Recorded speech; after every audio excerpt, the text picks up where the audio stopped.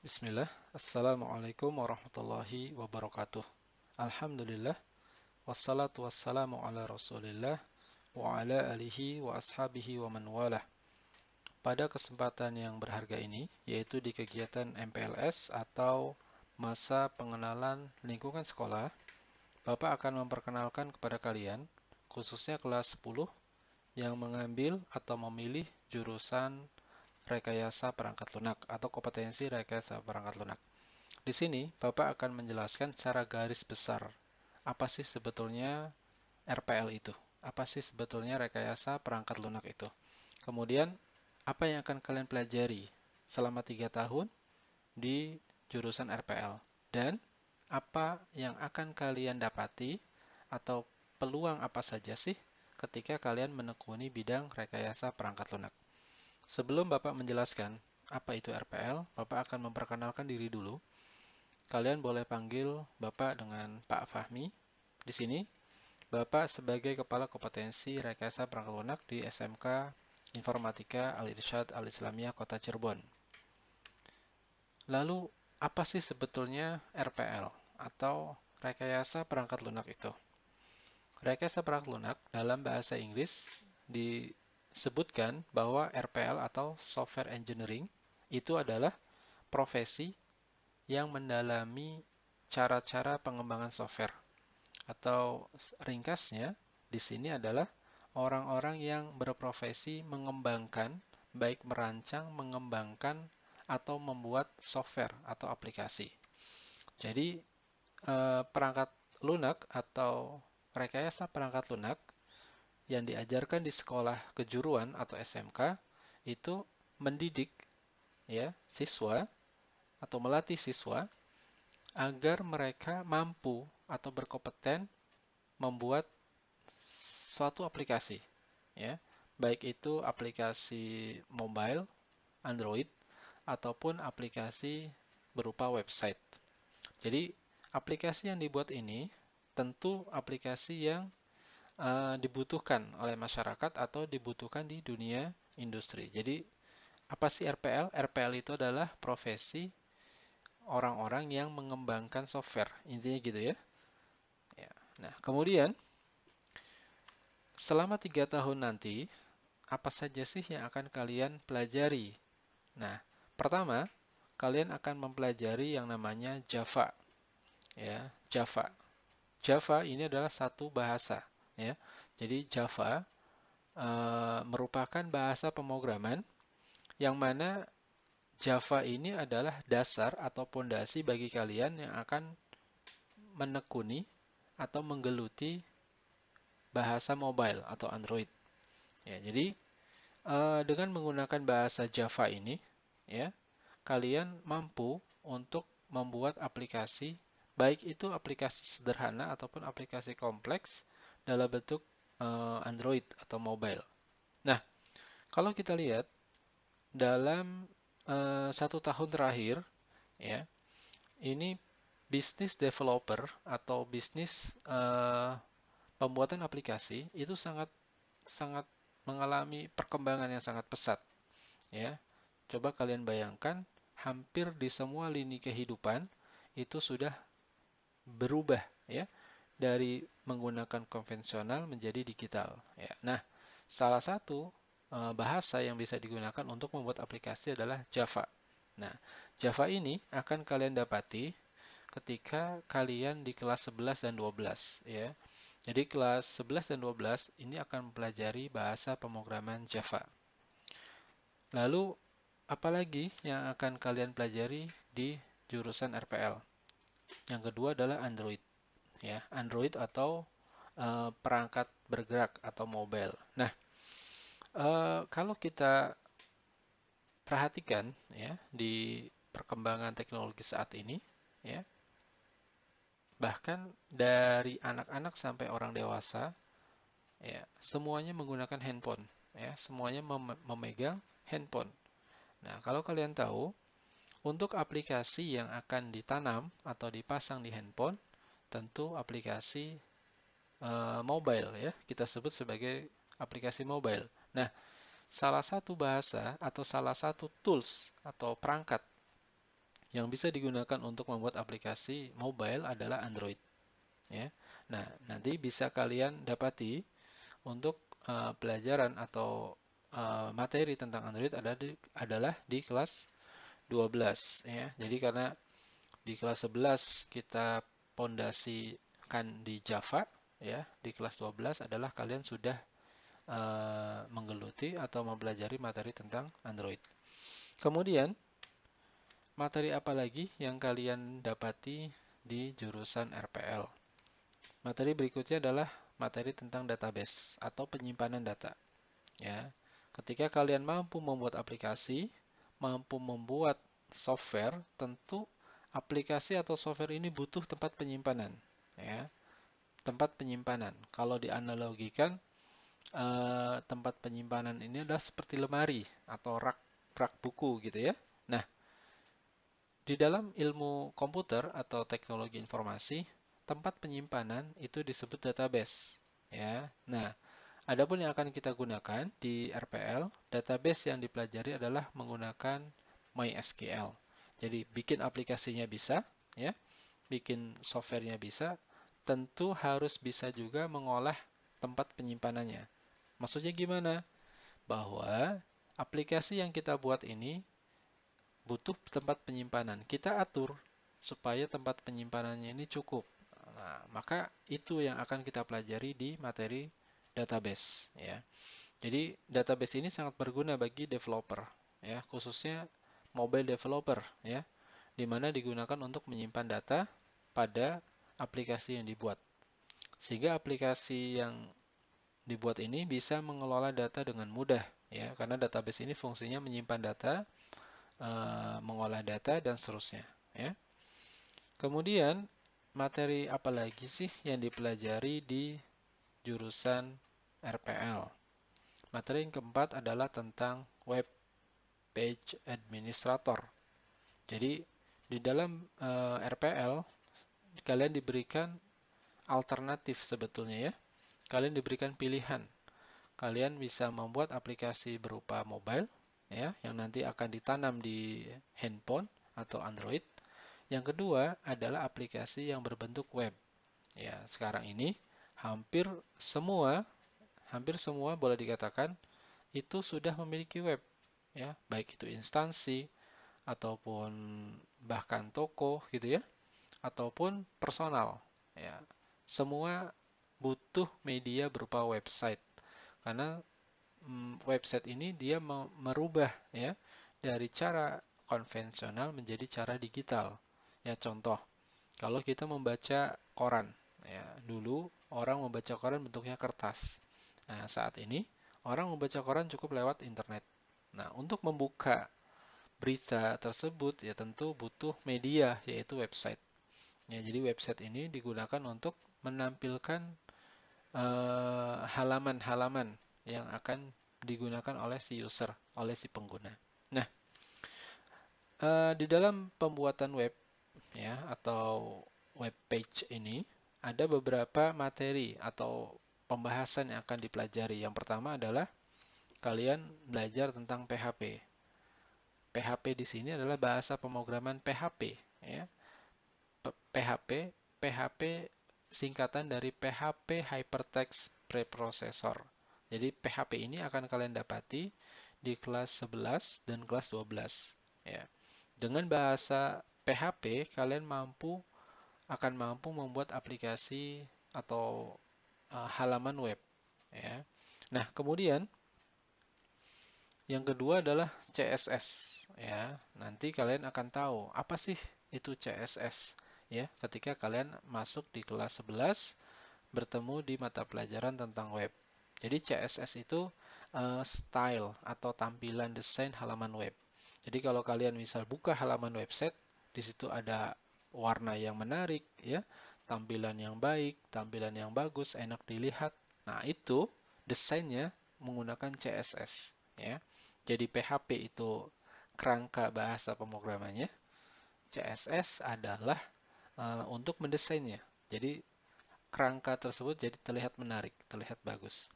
Nah, kemudian yang akan dipelajari di web page administrator adalah HTML. Nah, HTML ini sebenarnya pondasi dasar sebelum kalian memahami PHP. Ya, jadi urutannya itu HTML dulu sebetulnya. HTML kalian akan dapati di kelas 10. Jadi HTML ini pondasi bagi orang yang akan menekuni bahasa pemrograman dalam bentuk web, ya. Jadi dan hampir semua orang-orang yang expert di bidang pembuatan web dulunya dia mempelajari HTML pasti. Kenapa? Karena HTML ini adalah bahasa yang paling dasar, ya. Bahasa yang paling dasar untuk membangun sebuah website. Jadi ini materi yang akan kalian pelajari di jurusan rekayasa perangkat lunak. Kemudian tadi yang Bapak katakan bahwa setelah kita membangun web, kita membangun aplikasi, tentu butuh yang namanya tempat penyimpanan atau database. Nah, database yang bisa digunakan adalah MySQL. Jadi MySQL ini adalah dia semacam patokan atau logika untuk membuat database, ya. Jadi ketika kalian mampu membuat bahasa pemrograman atau aplikasi menggunakan bahasa pemrograman untuk membuat tampilan mobile atau tampilan website, tentu butuh tempat penyimpanan, ya. Tempat penyimpanan inilah yang kita sebut database. Nah, dari materi-materi yang dipelajari dari kelas 10, kelas 11 sampai kelas 12, ya, dengan sungguh-sungguh, dengan tekun, baik itu berupa tugas, baik itu berupa project, baik itu berupa latihan-latihan dan seterusnya, tentu ketika kalian sungguh-sungguh atau tekun akan memberikan peluang kepada kalian setelah lulus sekolah, ya, peluang kerja, ya. Tentu ada orang akan bertanya, Pak, kalau saya mengambil jurusan RPL, setelah lulus saya akan jadi apa? Seperti itu kan? Itu hampir sebagian besar orang tua menanyakan hal itu. Wajar, ya. Nah, ini tentu ada syarat dan ketentuan, ya. Artinya apa? Yang sungguh-sungguh, yang tekun, dia akan jadi bahasanya, ya. Tadi tujuan kita di RPL adalah mencetak programmer-programmer, ya. Dia dari kelas 10 belajar logika, algoritma, belajar HTML, ya. Terus sampai kelas 11 belajar PHP, kelas 12 belajar Android, ya. Semuanya itu bahasa pemrograman. Jadi inti dari rekayasa perangkat lunak adalah mencetak programmer. Nah, lalu bagaimana peluang kerja para programmer ini, ya, atau lulusan RPL ini? Tentu sangat banyak sekali peluangnya, ya.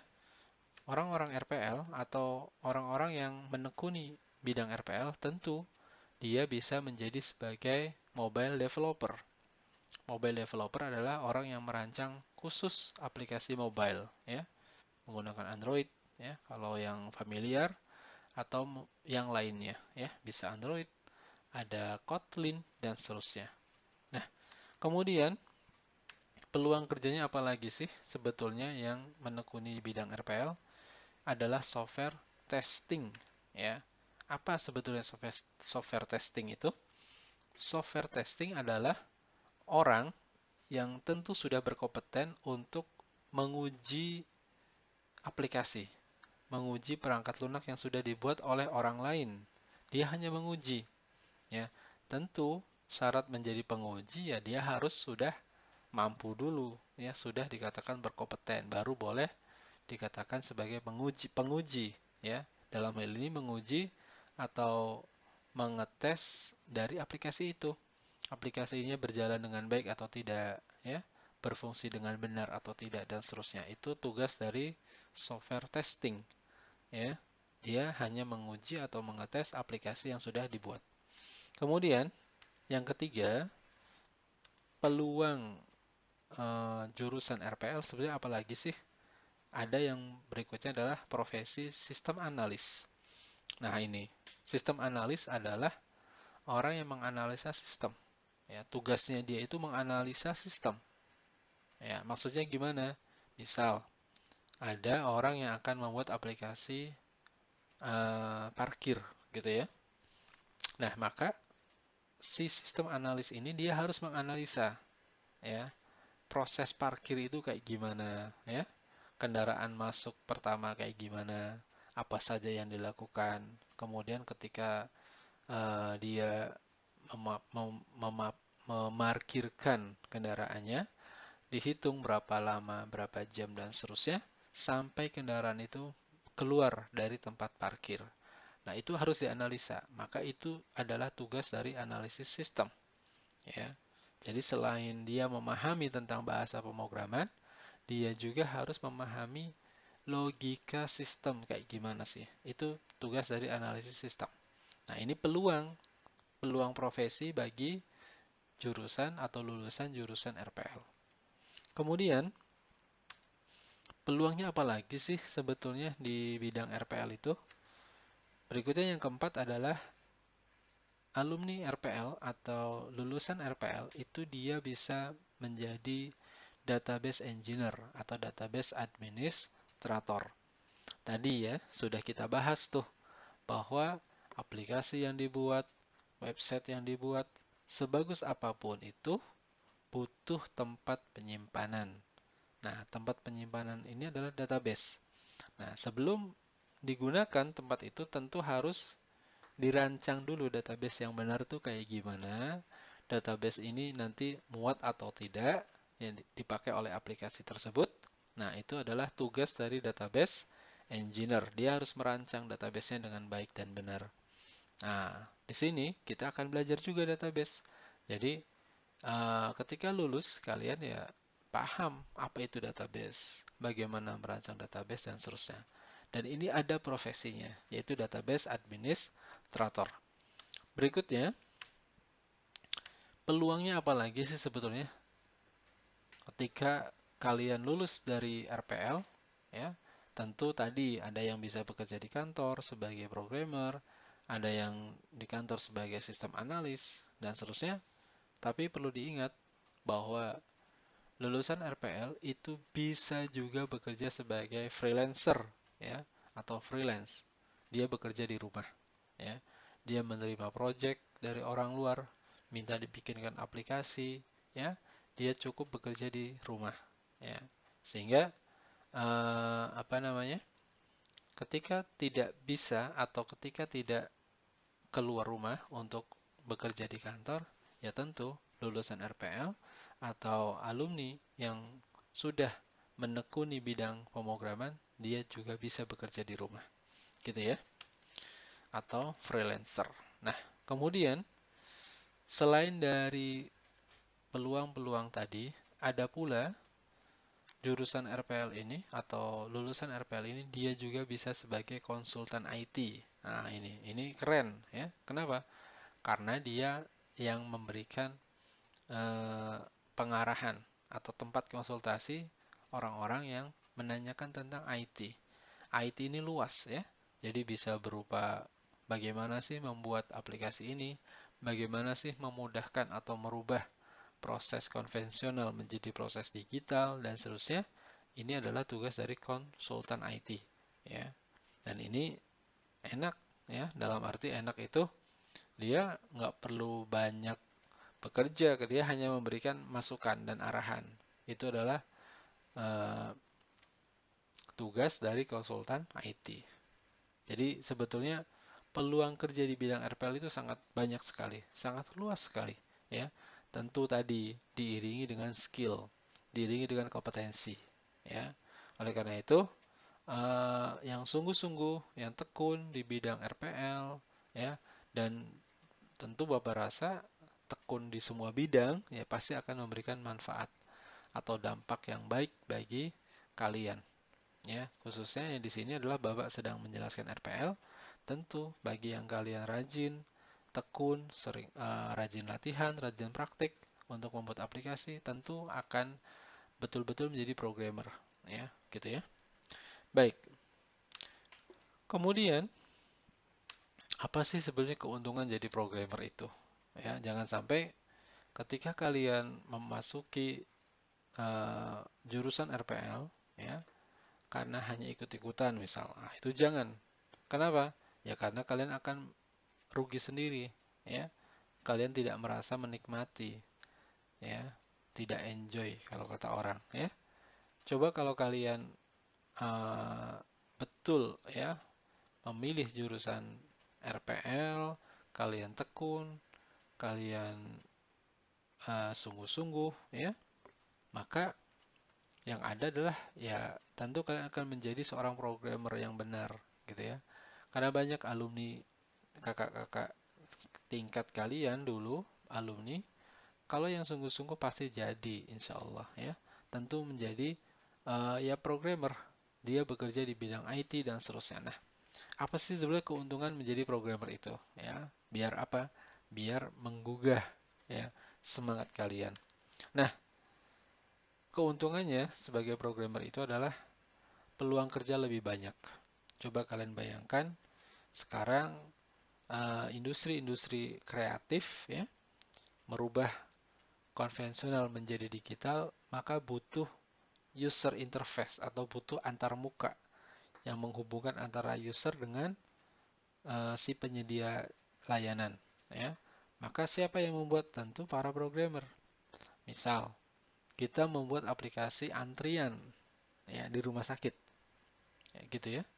Ketika kita membuat aplikasi antrian di rumah sakit, ya, tentu akan menjadi apa namanya, pemecah masalah atau solusi yang ada di rumah sakit, ya, yang tadinya mengantri secara manual, gitu ya, baris dan seterusnya, maka diganti dengan digital bahwa orang nggak perlu ngantri di situ, ya, cukup buka handphone, diketik pesan, ya, nanti dapat nomor antrian dan seterusnya. Jadi sangat memudahkan buat orang lain, ya.